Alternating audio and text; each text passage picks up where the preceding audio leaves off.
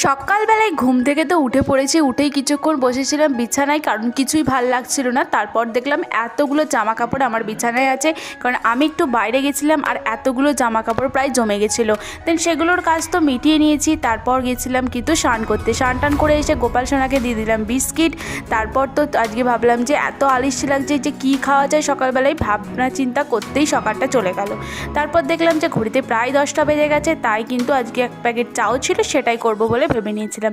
তো প্রথমে এখানে আলুগুলোকে ভেজে নিয়েছিলাম, তারপর পেঁয়াজগুলোকে কেটে নিয়ে সেটাও ভেজে নিয়েছিলাম। আর এখানে তো চাউমিন সেদ্ধ করাই ছিল। তারপর দিয়ে দিলাম হচ্ছে যে গোলমরিচের গুঁড়ো দিয়ে কিন্তু আজকে ঝাল ঝাল করে স্পাইসি করে কিন্তু চাউমিনটা আমি এখানে বানিয়েছিলাম।